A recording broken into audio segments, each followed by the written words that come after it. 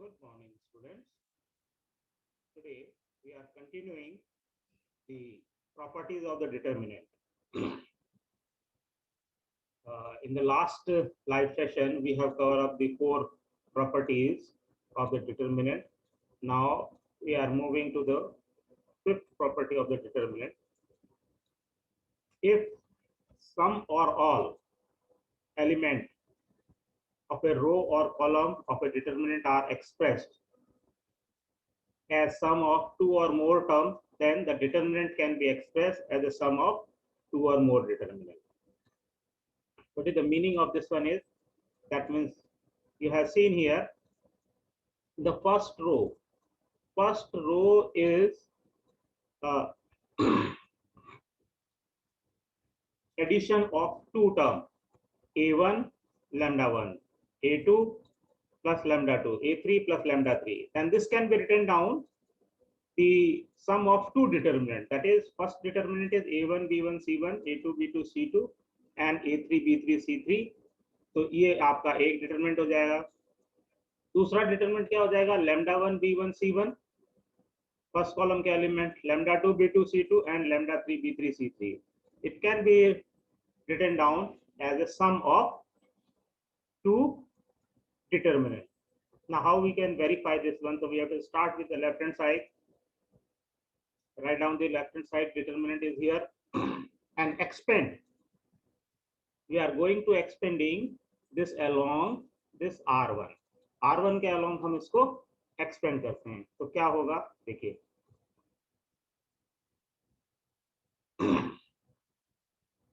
a1 plus lambda 1 into then the multiplication of elements of remaining 2 by 2 matrix b2 c3 minus c2 b3, then minus times the a2 plus lambda 2, then again 2 by 2 matrix is there, so its value is b1 c3 minus b3 c1. Then third element of the first row is a3 plus lambda 3, written down this one, and the remaining 2 by 2 matrix will give you the value of determinant is this. Now we are splitting. हम इसको split कर देंगे कैसे, a1, so we have to written down a1 and this term, then we have to minus of a2 minus a2 and b1 c3 minus b3 c1. ये रही आपके पास second term, this is the second term. Then a3 into this one, so a3 into is this, ये third term को हम इस तरीके से express करेंगे. तो उसके बाद आपके पास क्या बचेगा, lambda 1. So lambda 1 is multiplied to this, written down here.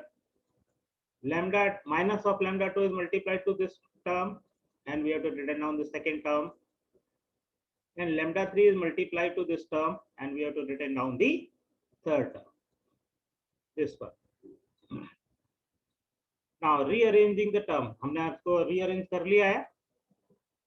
Now what is the value of this one? ये जो पहला तीन टर्म का सम है, this is nothing but it is an extension of determinant a1 a2 a3 b1 b2 b3 c1 c2 c3, ये वाला पहला.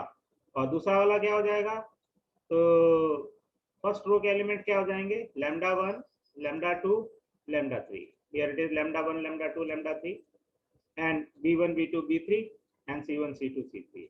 In this way we can easily prove this one. Similarly, we may verify the property 5 for other rows or columns. ये तो हमारा first row में था.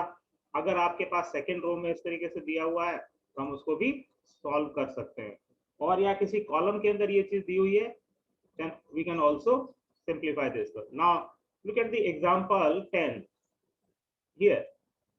यहाँ पर आप देखो कि सेकंड रो जो है, सेकंड रो में समेशन है दो टर्म का, a plus 2x, b plus 2y and c plus 2z. When we have to applying this property, तो आप डायरेक्टली क्या लिखेंगे, पहला डिटरमिनेंट क्या हो जाएगा, ये हमने डिटरमिनेंट लिख लिया पूरा, given determinant we have to written down here. Now this can be splitted.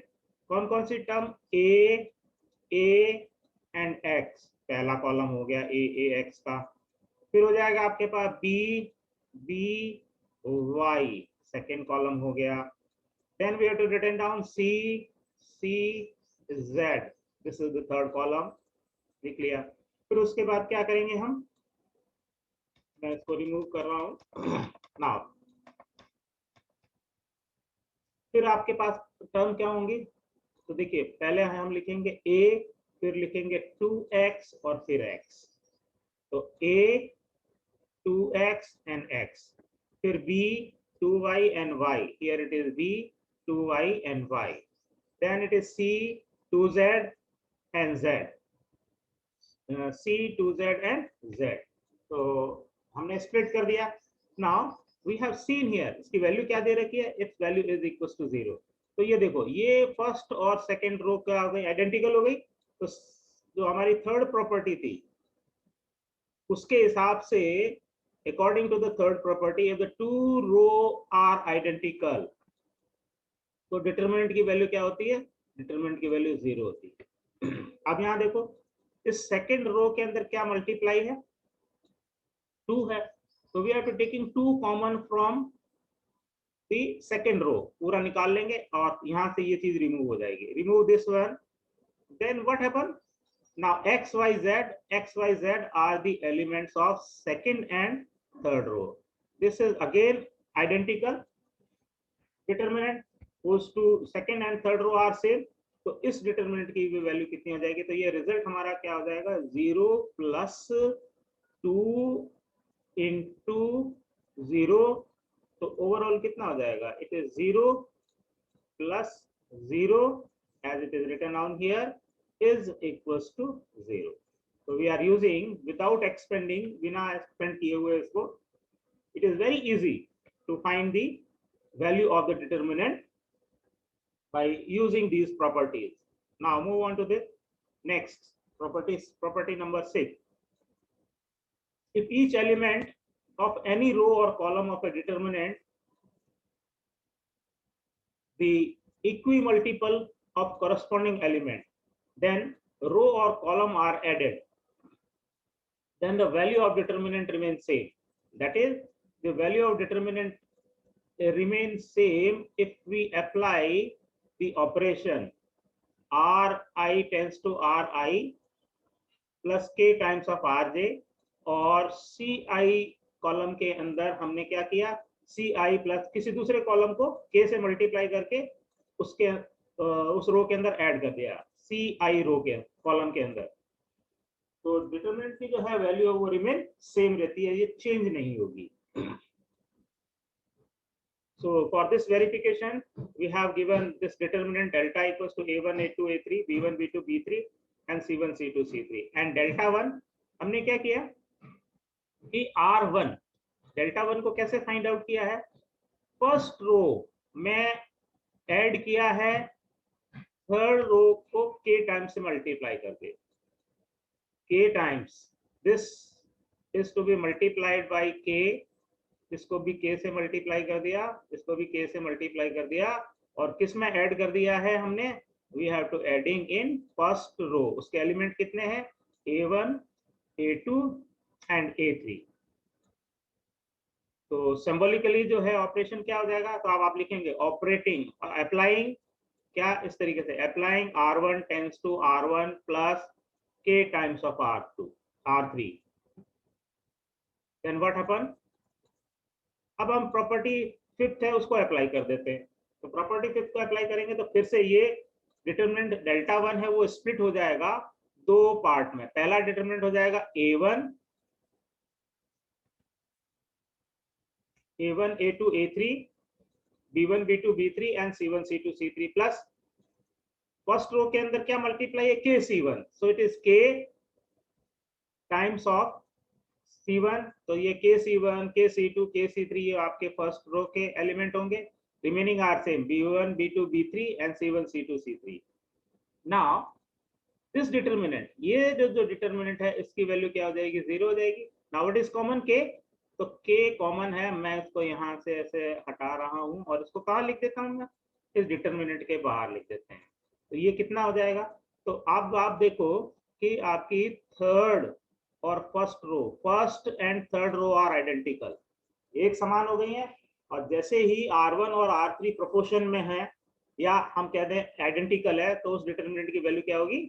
0 होगी। So delta 1 equals to delta plus 0 and hence we are finding out this one. तो जो भी हम ऑपरेशन अप्लाई करेंगे उससे डिटर्मिनेंट की वैल्यू के ऊपर कोई भी फर्क नहीं पड़ेगा।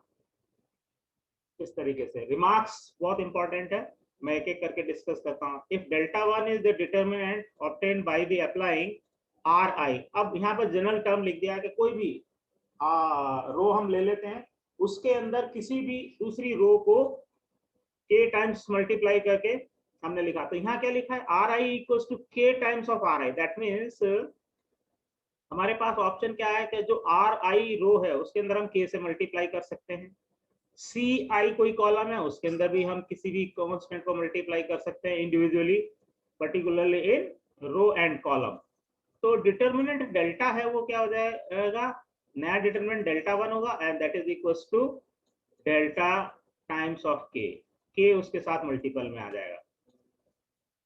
If more than one operation like RI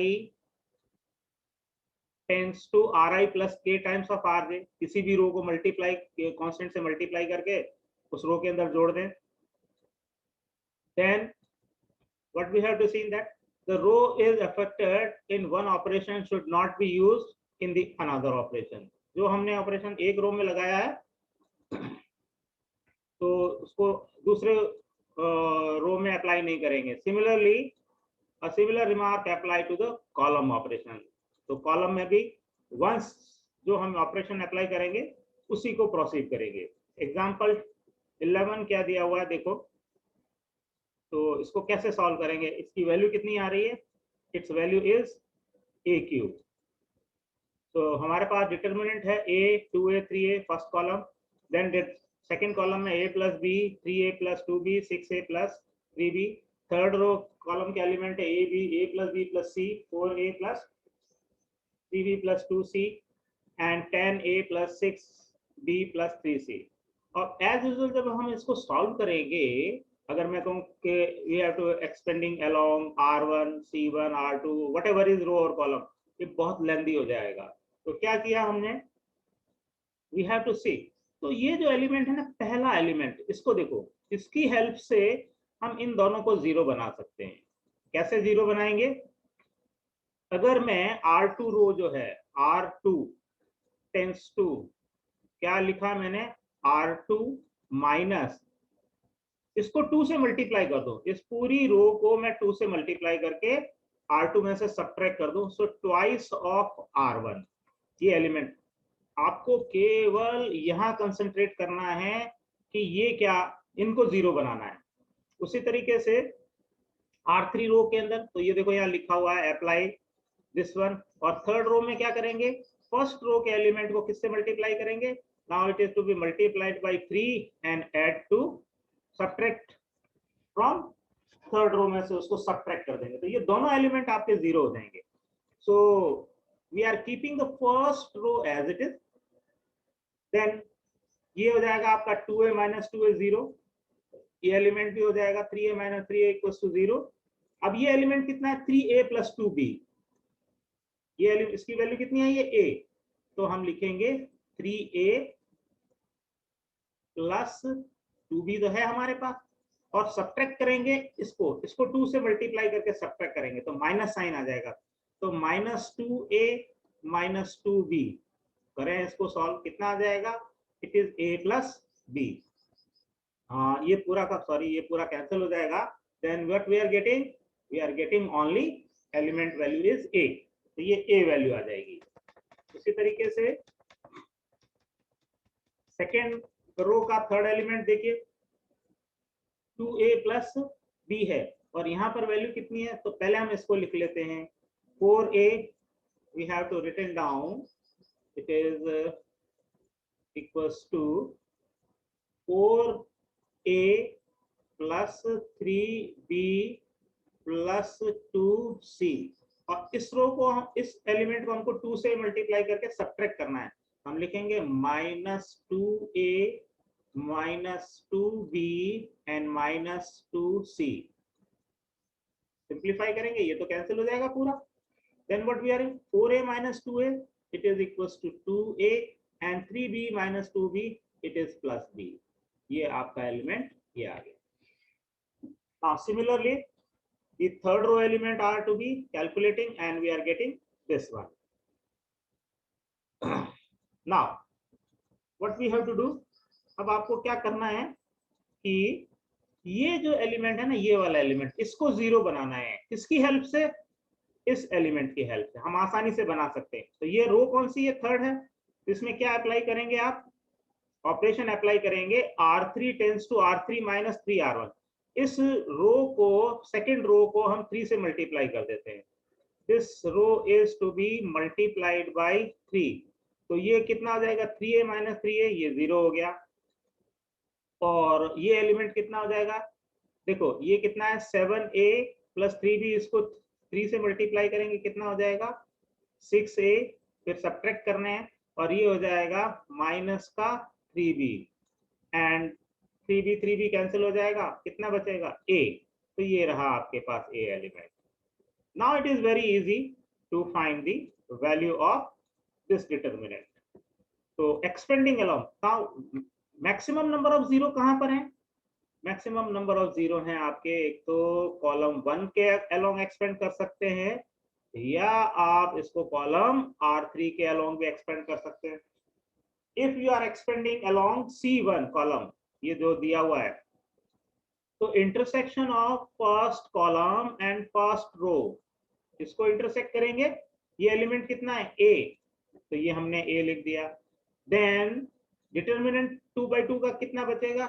ये वाला a, 2a plus b 0 and a, ये लिख लिया हमने।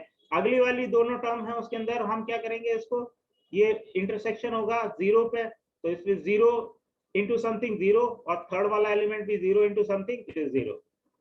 इसको हम सिंप्लीफाई करेंगे, तो a into, now cross multiply करेंगे, पहले इसको मल्टीप्लाई करेंगे, a into a square and minus of this into this, तो ये 0 इंटू कुछ भी मल्टीप्लाई करेंगे तो ये 0 हो जाएगा। So it is a into a square that is equals to a cube। ये हमारा राइट हैंड साइड है। हमने स्टार्ट कहां से किया था? लेफ्ट हैंड साइड से, and we are getting it is right hand side. Now अगर मैं इसको एक्सपेंड करूं R3 के अलोंग, तब भी हमको सेम रिजल्ट मिलेगा। देखो ये हमारी R3 है, R3, तो पहला एलिमेंट क्या हो जाएगा आपका? फर्स्ट रो, और इसको हमने एक्सपेंड कर दिया तो ये 0 हो जाएगा। सेकंड एलिमेंट भी कितना है? 0 है, और प्लस थर्ड एलिमेंट कितना है? a है, तो हमने a लिखेंगे, फिर इनटू करेंगे और क्या करेंगे हम? तो 2/2 का मैट्रिक्स कौन सा बचेगा? ये 4 एलिमेंट बचेंगे फिर से। तो क्या करेंगे अब? हम इसको मल्टीप्लाई करेंगे, a इंटू a कितना हो जाएगा? It is a square and minus a plus b into 0, it is 0. Again we are getting it is a into a square, which is equals to a cube. This is your right hand side. In this way we are solving the problem which are based on these properties. Question number example number 12, without expanding prove that it is equals to 0। बिना expand किए हुए हमको solve करना है कि इसकी value 0 होगी। तो जो पहले अभी जो फिफ्थ प्रॉपर्टी थी वो हम यहाँ सिक्स प्रॉपर्टी को हम यहाँ अप्लाई करते हैं। तो अप्लाई करेंगे, क्या करेंगे? R1 और R2 को दोनों को जोड़ दो। सो आप देखो R1 के एलिमेंट और R2 के एलिमेंट को जोड़ेंगे, कितना आ जाएगा? x plus y plus z आएगा। This value is x plus y plus z. इसको, इन दोनों को जोड़ो, we are again getting x plus y plus z, and adding these elements we are getting x plus y plus z। now what happens? identical हो गया आपका, ये वाली रो प्रोपोर्शन के अंदर आ गई। हम क्या कर सकते हैं इसमें से? मैं कहूंगा कि x plus y plus z is to be taken common from first row। तो हमने क्या किया? x plus y plus z इसको बाहर ले लिया ब्रैकेट के। तो डिटरमिनेंट में क्या बचेगा आपके पास? 1 1 1, then it is z x, y, and 1, 1, and 1. Now look at these first and third row is identical. So determinant की वैल्यू क्या हो जाएगी 0. और we can say तो ये R1 और R3 कैसी हैं? They are in proportion. तो proportion में होंगी अगर कोई भी दो रो या दो कॉलम, तो डिटरमिनेंट की वैल्यू हमेशा 0 होगी. इस तरीके से हम इन प्रॉब्लम्स को सॉल्व करेंगे. Now you have to go through with the example 13, 14, 15 and 16. इन एग्जांपल्स को आपको देखना है. And then our exercise is to be start from here, and I'm discussing the problem from the exercise in the next class. So this is all about from my side. Hope you will understand the property 5th and 6th which I have discussed today. Thank you very much. Thanks a lot to join the to watch this video.